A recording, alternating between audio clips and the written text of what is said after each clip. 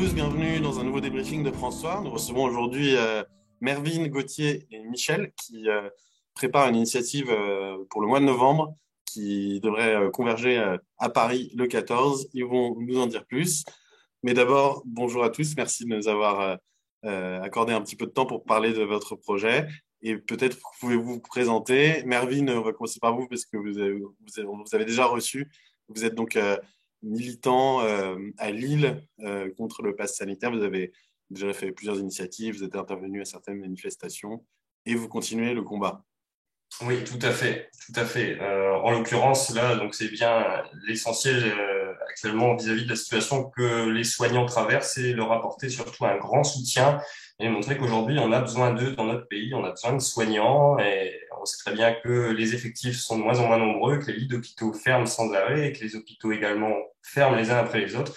Donc il faut à tout prix retrouver une certaine cohérence là-dedans et les soutenir parce qu'aujourd'hui il y en a énormément qui se retrouvent sans salaire finalement, parce qu'ils sont totalement suspendus, hein, que ce soit aide-soignante, infirmière ou médecin. Donc, il est impératif pour nous tous d'être solidaires entre nous et de les soutenir.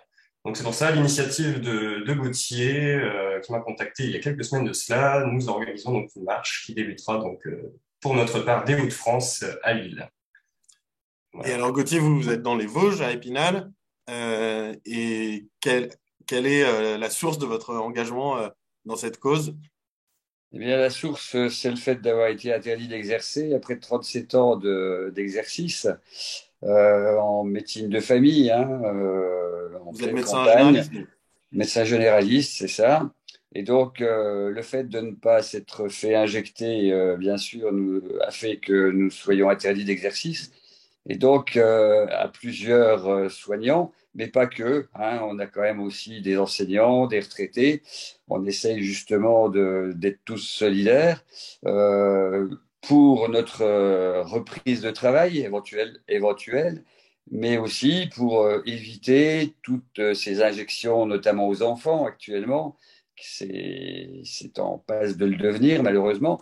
Et puis, cette absence de liberté qu'on a. Aller boire un coup avec un pass, c'est pas notre truc.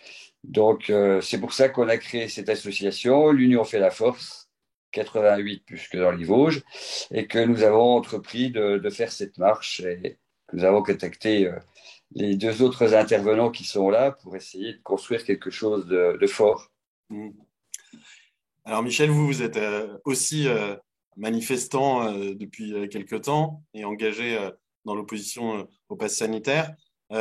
C'est par votre métier, c'est par une conscience de citoyen. Comment êtes-vous concerné par cela? Ben, c'est une conscience d'homme, d'être humain, de citoyen, bien sûr. Ce sont nos valeurs les plus profondes qui sont attaquées de façon sournoise. Comment rester à ne rien faire quand on a conscience du drame qui se joue? Euh, voilà, pour moi, ce n'était pas possible. Ça nécessitait un engagement. Donc, un engagement euh, euh, avec des opportunités. Gauthier, lorsqu'il a proposé sa marche, c'est tombé, mais alors en complète synergie avec le projet que nous avions de nous recueillir au Mont Valérien Mm. et faire Suresnes, un donc, à recueillement. l'ouest de Paris. Voilà. En fait, c'est l'endroit du mémorial de la France combattante. Mm. Et la France combattante, elle est là. Elle est dans la rue. Elle est chez Gauthier. Elle est chez Mervyn. Euh, Elle est chez tous ces médecins qui ont choisi honnêtement, hein, parce que c'est un choix difficile aussi, d'être stigmatisé, hein, d'être sorti, d'être euh, mis sur le côté, de ne pas pouvoir exercer. Voilà. Ça dénote d'un engagement extrêmement puissant chez eux Mm. aussi. Et est-ce que vous êtes concerné directement à titre professionnel? Pas du tout. Je Pas suis du tout. retraité, Mm. je suis père de deux enfants et grand-père de trois petits-enfants. Voilà. Et pour moi, c'est important de les défendre. Mm. Très bien. Alors, concrètement, qu'est-ce qui se prépare pour ce mois de novembre avec donc en point d'orgue le Mont Valérien en hommage à la France combattante d'hier et d'aujourd'hui. mais comment cela va-t-il s'organiser et quel est votre message aujourd'hui? Peut-être Gauthier, vous pouvez expliquer.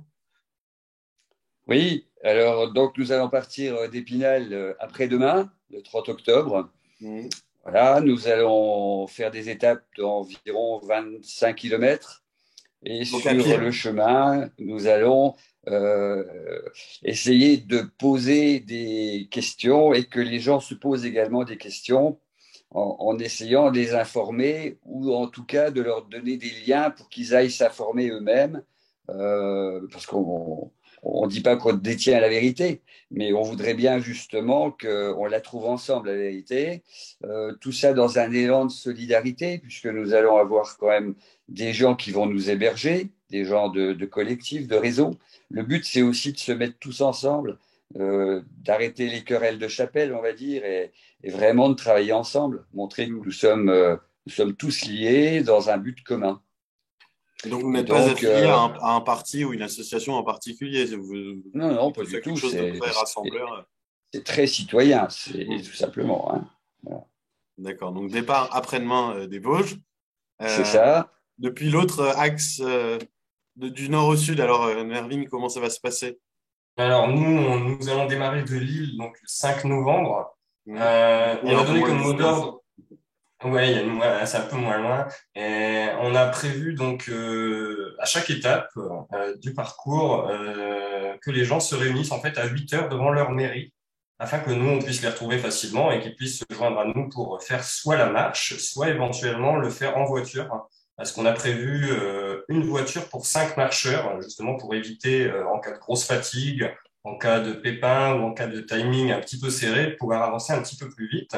Et donc, comme le disait Gauthier précédemment, l'objectif principal, c'est pas que de marcher symboliquement, c'est également d'informer et de au moins comme, poser des questions aux gens, amener les gens à une certaine réflexion à travers des sources de certains sites internet comme Info Covid, comme Bon Sens, entre autres, et de vraiment voilà que les gens se posent des questions parce qu'aujourd'hui il faut bien se rendre compte d'une chose, c'est que la diffusion de l'information est totalement bloquée par les algorithmes, que ce soit sur Facebook, YouTube ou autre.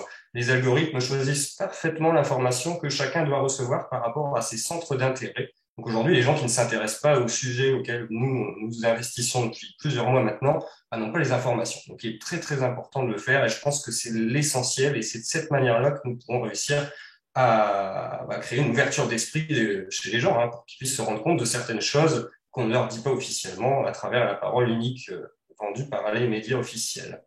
Le Donc rendez-vous de 8 nous, heures, c'est aussi pour permettre à ceux qui ne pourraient pas vous suivre toute la journée parce qu'ils doivent travailler ensuite, de vous rejoindre pour un café, par exemple, avant la marche. exactement, tout à fait. Et les personnes même sont les bienvenues à faire uniquement une étape ou deux étapes avec nous, ne sont pas obligés de faire le parcours en intégralité.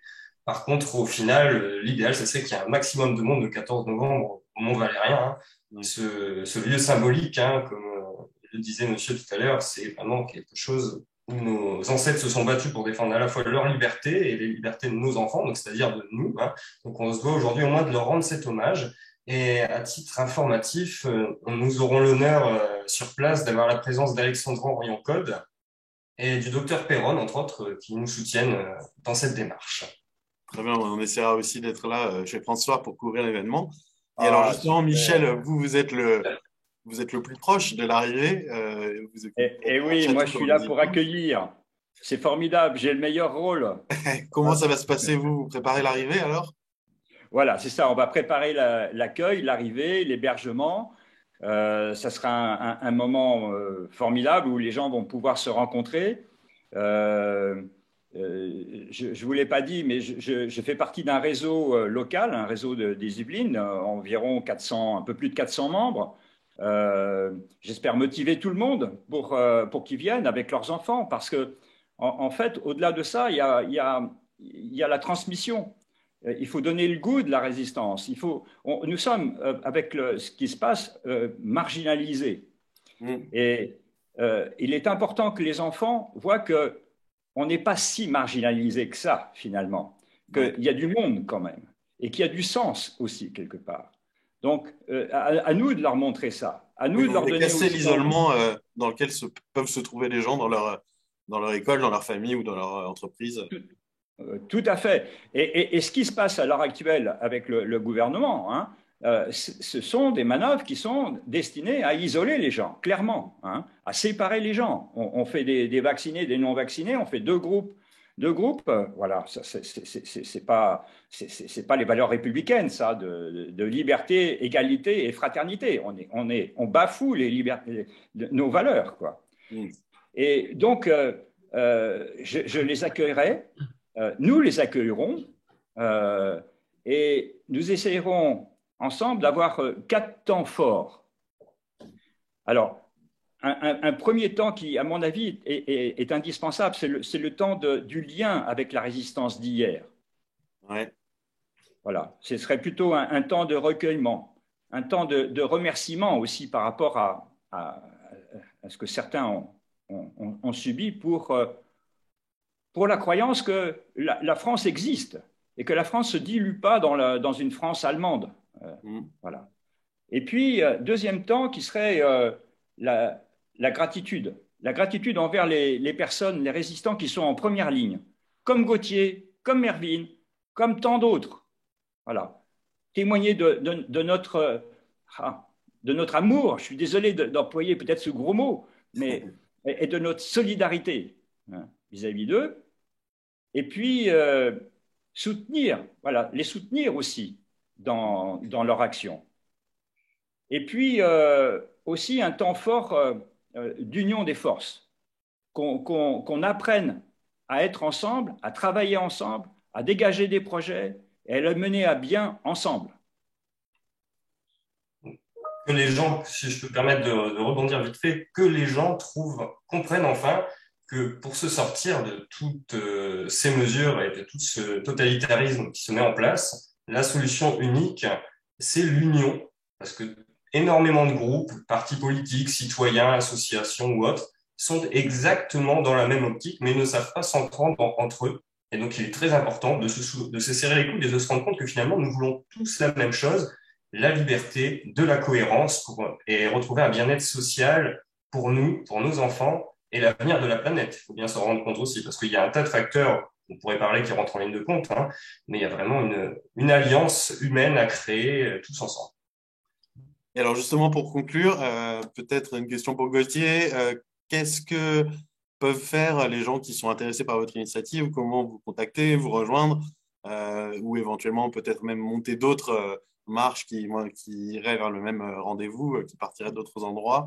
Y a-t-il un groupe, une adresse mail, un contact qu'on peut transmettre?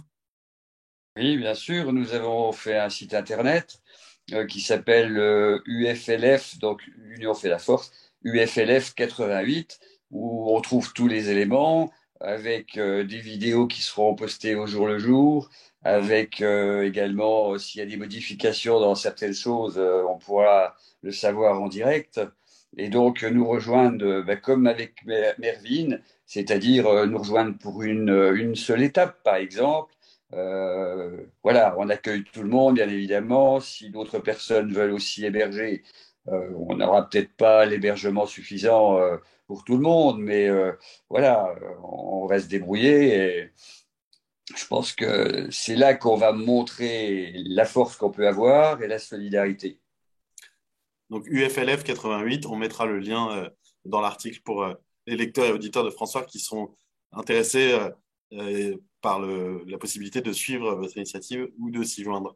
Merci beaucoup Gauthier, Michel et Mervyn de nous avoir C'est nous qui vous remercions. présenté ce projet. Merci à vous. Nous suivrons de Vous pourrez retrouver également les informations pour le secteur des Hauts-de-France sur le site amitié-du6solidarité.com. Ok, entendu, on mettra aussi le lien. Et si je peux avoir juste une seconde, la page pour l'événement n'est pas encore créée, mais je peux donner une adresse mail peut-être en attendant. Ouais, on l'ajoutera aussi dans l'article. Vous l'ajouterez. D'accord. Merci à tous et puis rendez-vous sans doute le 14 novembre au Mont-Valérien pour couvrir Avec plaisir. Avec plaisir, merci beaucoup. Merci beaucoup. Au revoir. Merci. Au revoir.